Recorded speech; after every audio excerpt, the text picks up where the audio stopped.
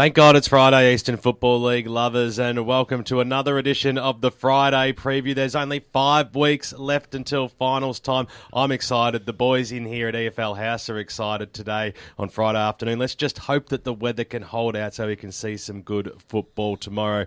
My name is Ben Warren-Smith, and the Friday Preview, as always, is brought to you by Inside Football, the must-read for the fair dinkum footy fan. Let's introduce the gentleman ensemble in here today. We'll start with Damian Watson. It's a very good afternoon to you, Damo. Oh, happy Friday to you too, BWS. Looking forward to a big round of EFL action. Well, a man who's always looking forward to big things, even though he's very, very small, is Ray Baird. Good afternoon to you. Good afternoon, BWS, and it's great to be back here at EFL House. I haven't been here for a couple of weeks. Yeah, you've been avoiding us on a Friday afternoon. What have you been up to? A little bit of work and a little bit of play, you know. Well, a voice we haven't heard for a little while, but it's great to have him on for the Friday Preview today is Andrew Wiles. G'day, AJ. How are you, mate? Good, mate. How are you? Good to be here. Fantastic. I'm great, and everyone in Division 4 is great because we're going to start the action now with the first game taking place between the Eastern Lions and your boys, the Kilsyth Football Club. Yeah, well, it's a much more important game than it looks on paper, boys. Eastern Lions, they only sit on the 2 wins for the year, but they've been playing much better football than their ladder position suggests. They went down to Ferntree Gully last week, but only by a very respectable 10 points. Most are tipping Ferntree Gully to be a real finals threat, probably push South Belgrave. But so to get within 10 points of them is a pretty good effort, I think. They pushed them for all four quarters too, which is a really important thing. So it gives them a lot of confidence going to this Kilsyth clash at home, which is always important. And what can you say about Kilsyth? Absolutely dismantled by South Belgrave to the tune of 107 points last week. Were they shattered? They were absolutely shattered. Not many words were spoken on a Saturday night, but Tuesday night was all positives. Let's focus on this week. So South Belgrave, just to quickly touch on just the way they dismantled the Kilsyth forward thrust, especially on a small ground. They played that so well, Belgrave South Recreation Reserve. It was pretty flawless at times. Kilsyth were missing a few, but the way they were forced sideways and backwards, it was just good to watch. Not being a Kilsyth supporter, but good to watch as a footy lover. And they restricted Kilsyth to only 3 goals. So I think by about round 10, Kilsyth hadn't been held under 100 points. So to restrict them to 3 goals, and Jay Sherlock didn't even get into the game. So it was really, really good to watch as a football lover, as I said, but not great to watch as a Kilsyth. They're entitled to a bad day. They are. So it's very important to bounce back this week. Having said that, I think Kilsyth will bounce back. They beat them by about 60 points earlier on the year, and I think that will continue. They've got a few back. The captain's back, Brett Fraser, which is always handy. The loss does mean they've slipped down to 4th spot, so it does put a little bit of pressure. We've got Coldstream and the Light coming through for that 5th spot, so it's a must-win. I think they will by about 6 goals. And then that game will be played out at Fair Park tomorrow. We look at our next game, Damian Watson. A little bit of a local rivalry. 11th place Canterbury host the Nunawading Football Club, who currently sit in 9th. Yeah, that's right. And 3 weeks ago, BWS, this match would have been dubbed as probably the battle of the winless cellar dwellers. However, the Lions are playing with verve in recent times, claiming 2 consecutive scalps in Ferntree Gully and Coldstream. And I think the most pleasing aspect of their current form is the side's ability to convert significant scores and find several avenues to goal. And their 2 influential forwards in Sam McCallum and Robert Papp, they'll be pivotal towards scoring sources tomorrow. And the Cobras defenders will have to try and quell their inputs. I think the Lions will also have the advantage of feeling refreshed following the bye to allow maximum energy within the final weeks of their season. As for Canterbury, we're probably at that stage, unfortunately, where it's a matter of looking at how much they will lose by when previewing their games. I thought the Cobras conveyed elements of promise in their 37-point defeat at the hands of Coldstream last week, and that came in the form of Jeremy Price as a goal scorer, as well as Tom Loden and Ronald Walmsley, who will be imperative to Canterbury's efforts tomorrow. I feel, however, that Nunawading can extend their recent vein of form and compound upon the Cobras' lingering woes by probably around 38 points at Canterbury Sports Park tomorrow. Yeah, I'm thinking it's going to be a 3-peat for the Nunawading Football Club. Yeah, you'd think so. Well, Ray Baird, you're taking a look at the Park Orchards Football Club, who host Ferntree Gully out at Domineer Reserve. Park Orchards, not a surprise victory last week, a very good victory. Yeah, look, the Sharks, they're at home again tomorrow against the second place Ferntree Gully. And look, after last week's win over Surrey Park, look, they're really giving themselves a chance now for some of that September action. They're one of 4 teams equal on 5 wins, and if they could snatch a win tomorrow, that will really help their finals chances. As Coldstream, they take on Surrey Park, and Forest Hill, they have the bye. They're the other teams equal with them. Look, their form 2 weeks ago against South Belgrade was very good, only going down by 21 points. And then last week's victory over Surrey Park, as I said, that was excellent. The Faher brothers, Tom and Christian, plus Leon Bahaja, Scott Rowland, Sam Coughlin and Dave Edgerton, look, they're playing a very exciting brand of football, and they will need to do this tomorrow if they want to win. Look, Ferntree Gully, they're coming off a gutsy 10-point win, one that they really had to fight for against the 10th place Eastern Lions, and with Munt and McCone contributing 7 of their 14 goals up forward, and that could have been the difference between victory and defeat last week, those 2 forward players. But look, both these sides, they love to run and carry, and on the huge spaces of Domini Reserve, the pace of this game is certainly going to be worth going out there to have a look at. Bernie Ryan, though, I'm sure he would have worked his side hard on the track after last week's performance, and he realises that, holding on a second place spot on the ladder with Sylvan breathing down their week is a must. Look, I would love to pick Park Orchards to get up, but look, I believe that the Eagles will prevail by 3 goals. Yeah, I'd have to agree with you there, Ray. The 4th and final match in Division 4 this week, AJ's Coldstream taking on Surrey Park, arguably the match of the round in Division 4. This should be a ripper. Absolutely the match of the round. It's a real crunch game in terms of the finals race for Division 4. We find both teams equal, fighting for 5th spot, so it's your classic 8-point game. Both teams are sitting on 5 wins, 6 losses, with 9% splitting the 2 in Coldstream's favour. There's a real massive logjam in terms of that final spot in Division 4, with these 2, Forest Hill and Park Orchards, all sitting on the 20 points. Forest Hill have the bye this week, which will hurt them a little bit, but it's really a must-win game for both teams. Coldstream got the job done last week against Canterbury. It wasn't 100% convincing, only being up 2 goals at three-quarter time, but they did what they needed to do. They ran out 30-point winners in the end, with Wheeler and Gorton kicking 4 each, which is a really nice return for them. Look out for the Price brothers this weekend. They're the real barometers for the Coldstream side. If they get a stronger hold of this game, Coldstream will be the better for it and will probably run out winners. And on the other hand, Surrey Park had a bit of a reality check last week. We all remember that it was, unfortunately for them, Park Orchards, who were the first scalp for the Panthers back in round 1. They weren't able to repeat their heroics in round 13, despite Luke Conker and Alex Stewart kicking 3 each, as they went down by 35 points. As I said, huge game, must win for both clubs if they want to secure that 5th and final spot. But I just think it'll be Coldstream who'll get over the line at home by the bare narrowest of margins. Coldstream are really starting to find their feet in Division 4 after a very disappointing start. And I think Surrey Park just might be slightly running out of legs. But it's going to be a cracker of a game and really important in terms of Division 4 landscape. I was pretty keen on Park Orchards to knock Surrey Park off last week, but however now this week I think I'm going to turn the tables and get back on the Surrey Park bandwagon, because they need to be able to answer and get this win up so that they can still be right in that hunt for a top 5 finish in a few weeks' time. Well, that's Division 4 already done, gentlemen. It's as easy as that, isn't it? So let's turn our attention to Division 3, brought to you by Inside Football, the must-read for the fair dinkum footy fan.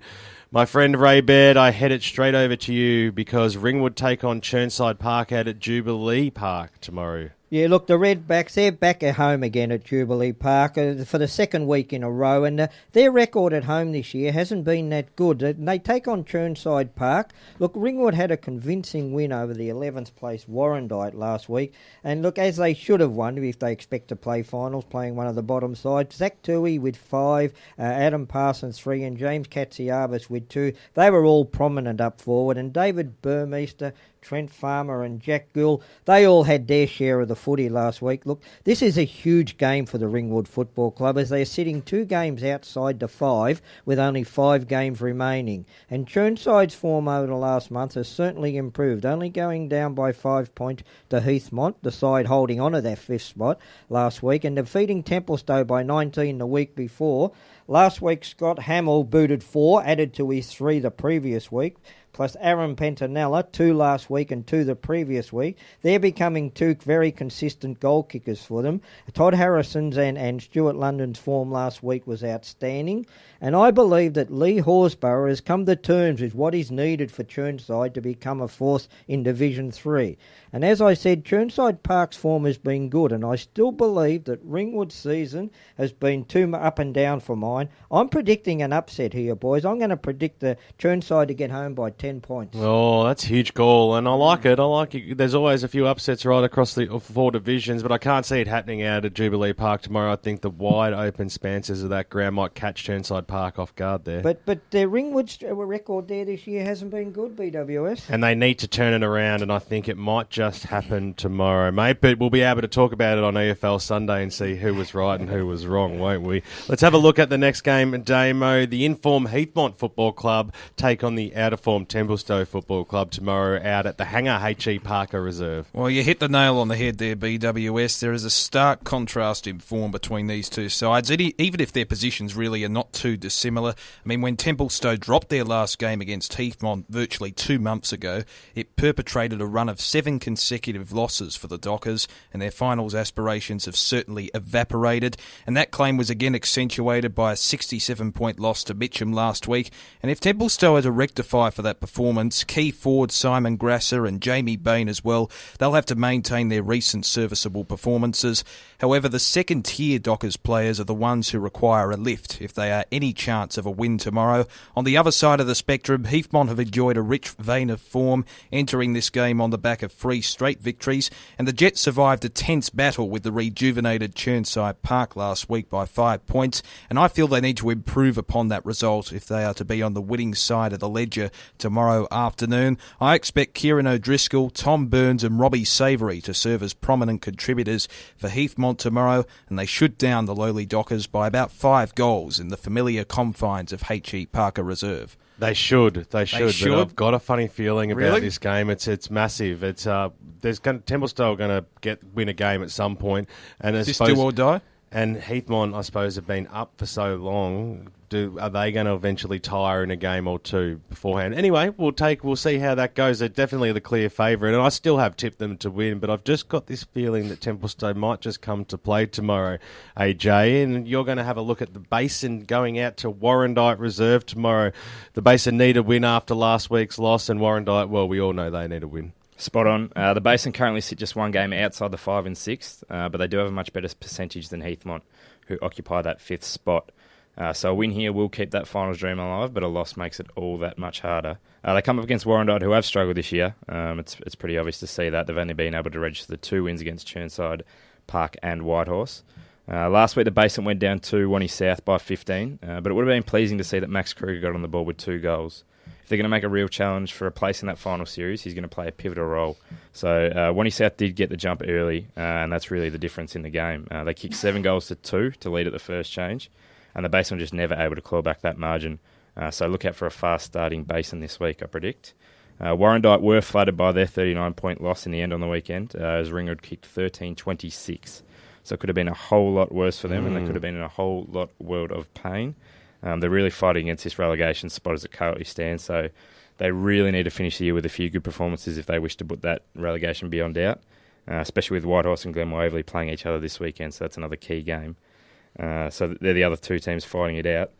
It's not going to happen this week, though, I think. It was 38 points to the Basin last time they met in round 3, and I think that's going to happen again. They've just got too much to play for this week, and they just won't lose and they won't slip up. So the Basin by 6 goals. Yeah, they'll be filthy. They lost that game last week after playing so well all day against a top side and just falling short and then falling out of the top 5. Expect them to bounce back quite strongly tomorrow. Ray, Wanturna South versus Mitcham, match of the round in Division 3. This should be an absolute cracker. It's 3v2. Yeah, look, the Devils versus the Tigers. In my view, this is a grand final preview. I think both these teams will play off in the grand final. Look, it doesn't get any bigger than this. Second place, third, 2 of Division 3 juggernauts. They both do battle at Walker Reserve tomorrow. Look, are both along also with Doncaster, sit 11-4 and only 3.5% difference. Look, neither of these sides can afford to drop this game because Baronia, they're only 1 game behind, and Baronia actually have a better percentage than both these sides. But both these sides are coming off good wins last week.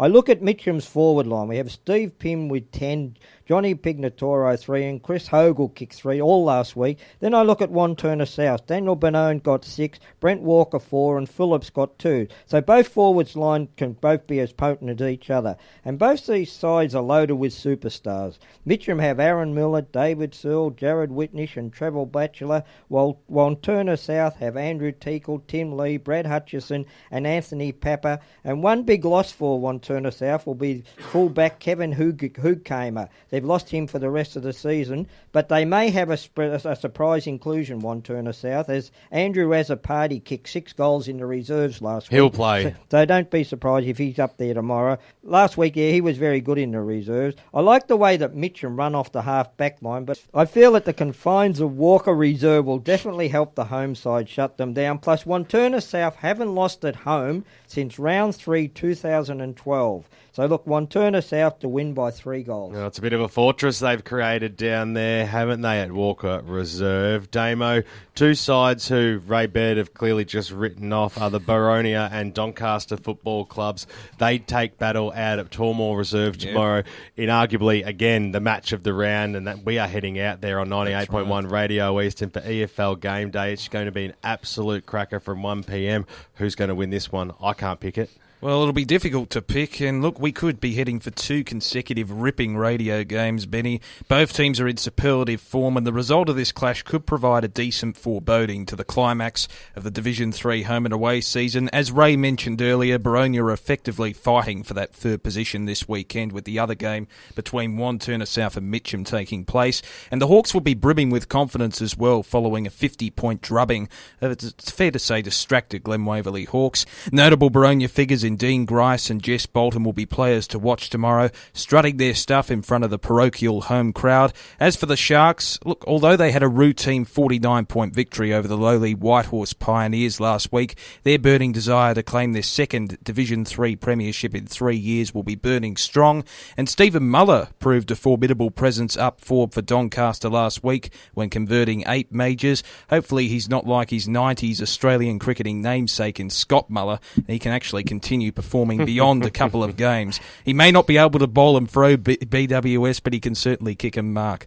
I think that the Sharks can continue to assert themselves as a team to beat in Division 3 with a tight 6-point win over Boronia at Tormore Reserve tomorrow. Yeah, I think it'll be a tight one too, Damo, but I'm sticking with the home side in this one in an absolute nail-biter. Yes. Maybe 1 or 2 points, but expect it to go down to the wire, and make sure you tune in throughout the afternoon or stream on efl.org.au.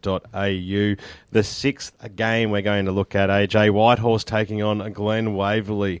A lot of interest around this clash. There is a lot of interest. They might not be the heavyweights of Division 3 BWS, but these boys, they need to win. It's as simple as that.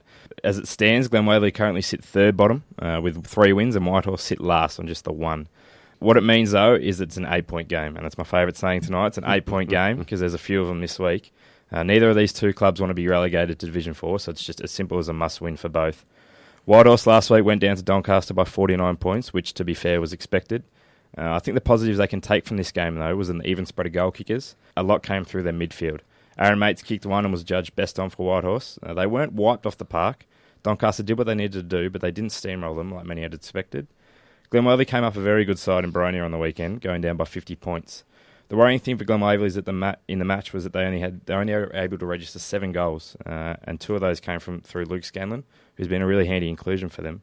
But they've really struggled to kick a big score this year. They've only able to get over 100 points just twice throughout the whole year. If Glen Waverley managed to get over the line this week, they'll see them go 2 games clear of Whitehorse. You'd think they'd be relatively safe from there. But a win from Whitehorse means that they'll go equal with Glen Waverley. And if Warrandyte lose, that means all 3 teams will be stuck on just the 2 wins, which means it's wide open for that relegation spot, that dreaded relegation spot. I'm tipping an upset this week. I think Glen Waverley, they did get the job done earlier in the year by 57 points.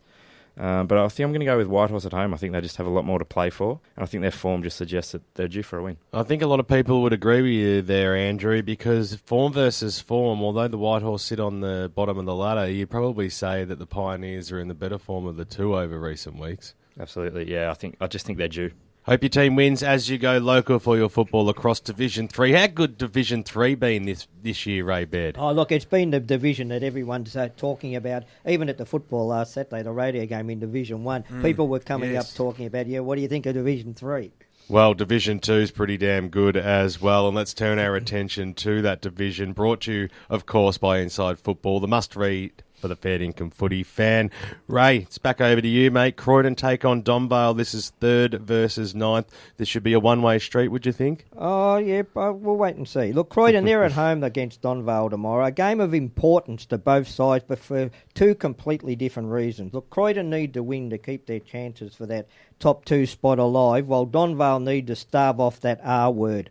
Croydon last week had a very good 38-point win against Mulgrave, a game in which Wynett kicked 10, Haig 5 and Ficcarelli 2. They were their main goal kickers, and with a 7-2 last quarter, they're certainly finishing off their games nowadays, the Croydon side, whereas Donvale last week, they went down to bottom place Upper Ferntree Gully at Donvale Reserve in a very disappointing display.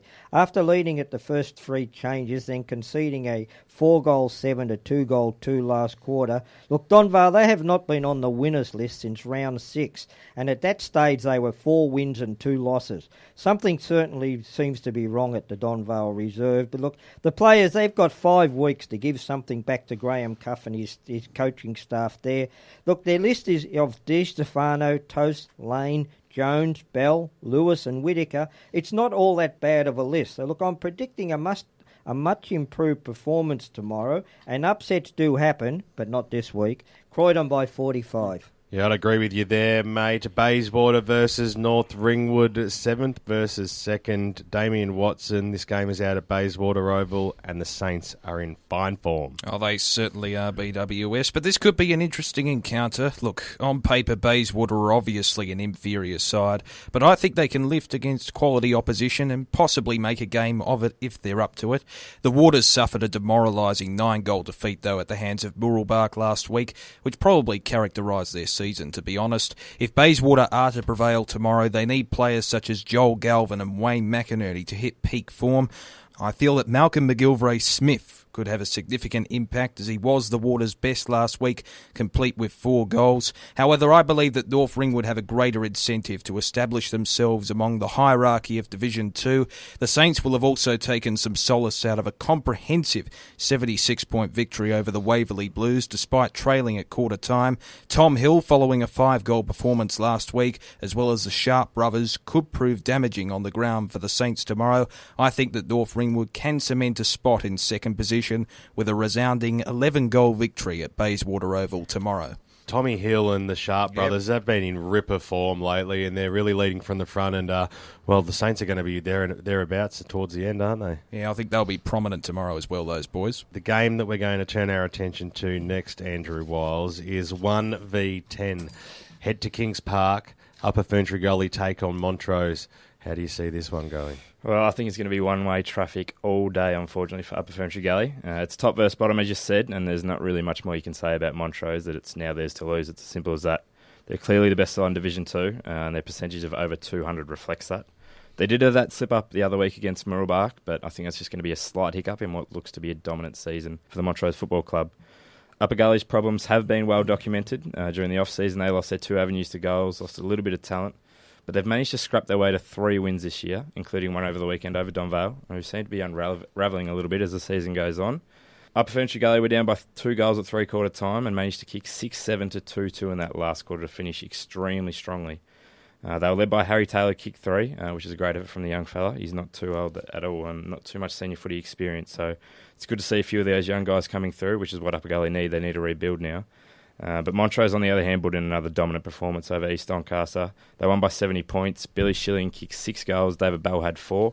And remarkably, Schilling was only named 4th best on after kicking 6. So I think that's a sign of just how well they're going. If you kick 6 and you can't even get in the top 3 of the best on. Montrose get home in a canter in this one, boys, as they did in round 4 when they won by a whopping 130 points, where they restricted Upper Gully just to 1 goal for the whole game.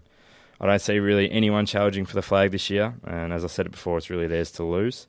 They're definitely ready for Div 1 football, so I hope we get to see them have a crack at it next year.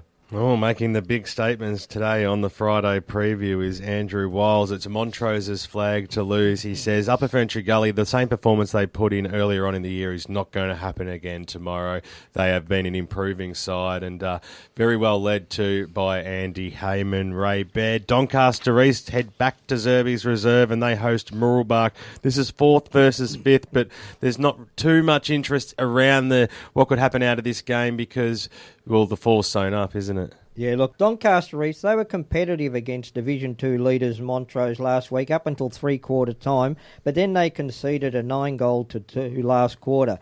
Carl Peterson with 7 goals last week was back to his best after a quiet game the previous week, and with support from Morrison, O'Mara, Gordon, Heath and Neville, who they'll all have to repeat that form again tomorrow if they want to get the points, whereas Murrelbach, they had a convincing 54-point victory over the Waters.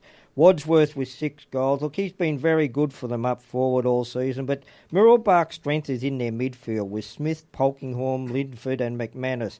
And the last times these sides met in round 7, Doncaster East won by 26 points. That was their first of 4 on the trot, but then having lost the next 3, whereas the Mustangs have won 5 of 6 since that meeting. Was that the wake-up call that they needed that afternoon? I think it could have been. And look, the final 4 in Division 2 look settled, and Murrelbach, they'll have no doubt have their eyes set on that double spot chance. Brett Fisher will have his charges switched on for this one. The Mustangs by 30 points. Yes, they're certainly going to be hard to beat. The 5th and final game in Division 2, Damo, Waverley Blues versus Mulgrave. The Waverley Blues in 6th position, Mulgrave in 8th. That's right, and I think there'll be a fair amount of feeling and ferocity in this game as a result, with both sides actually reeling from relatively heavy defeats. Look, although the Waverley Blues endured a 76-point demolition by North Ringwood last week, I feel that Brett Davidson and the coaching staff can take pride out of Nathan McCulloch, who proves a consistent performer with 3 goals last week, and he could star again tomorrow. The Blues also started the match well last week, but they need to manufacture a 4-quarter performance in order to sing the song tomorrow. As for Mulgrave, I think they will be disheartened by their 38-point loss to Croydon last week, considering that they were a genuine chance for victory, let's be honest, in the first 3 quarters. Perhaps fatigue was a factor in the Lions' demise, and that's a problem they really need to eradicate tomorrow. Adam Booth, Ben Gilling and Luke Parker will be instrumental in Mulgrave's efforts tomorrow. I actually think that the Lions can rain on the Blues parade and overtake them on the Division 2 ladder, with a team lifting 15-point win tomorrow at Mount Waverley Reserve. Oh, huge. Another upset. You're liking the upsets today. I am, and that could really create a real shift on the ladder as well. And there's always those type of games out there in the back half of the year that really do shape what could happen in September. So we watch very, very intently. Division 2 is done and dusted, gentlemen. There's 5 great games as you'll go local for your football. If you're a Division 2 fan, we hope your team wins. But it's Division 1 time, and it's a split round in Division 1 this weekend with only 3 games being played. But of course, Division 1 is brought to you by Inside Football, the must-read for the fair income footy fan. First game we're going to have a look at Andrew Wiles, the rampaging Baldwin Football Club, take on the Burners. Well, it's time for the big boys, as you said, and it doesn't get any bigger than Baldwin at the moment. We spoke about Divi 2 being all about Montrose, and it's much of the same in Division 1 at the moment. They're clear favourites in Division 1, and for a very good reason. They're undefeated, haven't looked like losing yet, and they've always been in control. It was another clinical performance on the weekend for the Tigers as they downed East Ringwood by 69 points, and it was the usual suspects that stood up again. Luke Barker kicked 6, O'Regan was good, and so was Rennie Gilchrist. It was all set up in the first quarter, though, as they piled on 6-0 before quarter time. Doesn't matter how good of a team you are, to peg back a 6-goal margin is always going to be extremely difficult. Blackburn, on the other hand, had a day I think they would rather forget about, to be honest. They handed East Burwood their second win for the year by a staggering 49 points. Ryan Tui again was the best on field. He's had an outstanding second half to this season. He's been best of field in the last 2 weeks and been the best of 3 weeks before that. East Burwood jumped Blackburn, kicking 5-2 in the first quarter, and it was that 3-goal margin that remained until late in the last quarter when East Burwood were able to run away with it. It just shows how important it is to be switched on from the opening quarter, because again, we've seen a game that's been decided in the first 20 minutes of a game. What it does mean is, though, Blackburn, that they could breathe easy leading into last week, avoiding that relegation spot down to Division 2, but it just brings them back ever so slightly to East Burwood. I still think they won't have a problem remaining in Division 1, but it does just place that little bit of doubt in the back of their minds as they head into this week. It'll be all one-way traffic, though, this weekend, as Bourne will get home by a very comfortable 13 goals at least. And as for Bourne, well, it's almost a one-horse race now. You could see Vermont and Noble Park being able to challenge them on their day, but they'd have to get them on their day. Noble Park's best and Vermont's best doesn't beat Bourne's best, and it's as simple as that. But the beautiful thing about football is you just never know what's going to happen once finals rolls around. You just never know, do you, AJ? And well, he's pretty much announced who's going to win each division this afternoon, Ray. Yeah, that's right. I want to know who's going to be relegated in Division 1. I want to know what the Tats Lotto numbers are going to be tonight as well. But, Ray, let's head out to the LSO down in Lilydale, because they take on Vermont tomorrow in a game that is so important for both clubs. Yeah, you called it, BWS. The Falcons host the Eagles at LSO tomorrow, and this is their first meeting for 2013. And Lilydale come into this game tomorrow having dropped their last 4 games and now find themselves outside the top 5. And their average losing margin in those 4 games is a disappointing 63 points. And last Saturday only kicking 6 goals. Nagel, Waitman, McComb, Borden, Taylor and Hoddies, they were all named in their best last week, but for them to have any chance tomorrow, they will need a complete effort across the whole 22. Simon Rourke must be really disappointed at the depleted list that he has to work with at the moment, and we all know that he will never take a backward step. Their opponents in Vermont, they bounced back last week after a 20-point win over Noble Park after being blown out the water by Bourne to the tune of 82 points the previous week. You don't have to keep mentioning it. Okay, Justin Van Noonen with 7, Daniel Mendes 3. They were their goal kickers, while Mullet showed back to a bit of form. Schneider, Henley, Millhouse, they were their best. The Eagles need to start building up momentum come September to challenge Bourne, and I believe that it all starts tomorrow. Vermont by 75 points. Yeah, they're certainly the better form side of the two. Third and final game. It sounds a little bit weird saying that, Damian Watson, in Division 1 tomorrow. Of course, on a split round weekend, Knox take on Norwood, 8th versus 4th. And this could be an intriguing clash, BWS, and I think this would have to be last chance saloon for the Knox Football Club after a relatively positive start to the year, so there is a lot at stake on their home turf. John Knight's men would have been immensely disappointed after falling to Scoresby by about 15 points last week, particularly after having the better of the first half. I think that the senior players need to stamp their authority on the contest tomorrow and follow the path of the ever-reliable Luke Williams, who again accumulated plenty of disposals and booted 4 goals last week. As for Norwood, they're aiming to consolidate a position in the top 2, so there will be a sense of urgency in the run home as expected, and that was exemplified by their 75-point defeat of Lilydale last week, annihilating their opposition after the first change. I think that Matt McCormick can again impose himself on the match following his 5-goal performance last week. It was also good to see the former North Melbourne player David Trotter exert his influence on the match last week with a best on-ground performance, and I feel he can replicate that form tomorrow, as can Norwood, in my view, to destroy Knox's finals chance with a tight 2-goal victory at Knox Gardens Reserve tomorrow. Fantastic stuff, guys. You wouldn't believe it, but we're already done on the Friday preview. It was short, but it was sweet this afternoon. 18 great games as you go local for your football across all 4 divisions. I'd like to thank you all for coming in and having a bit of fun with us today. Andrew Wiles, we'll have a chat to you again soon. You might pop in on another Friday. Never know. Always free on a Friday, so happy to come down. And you're hoping that Kilsyth will be able to bounce back tomorrow as well.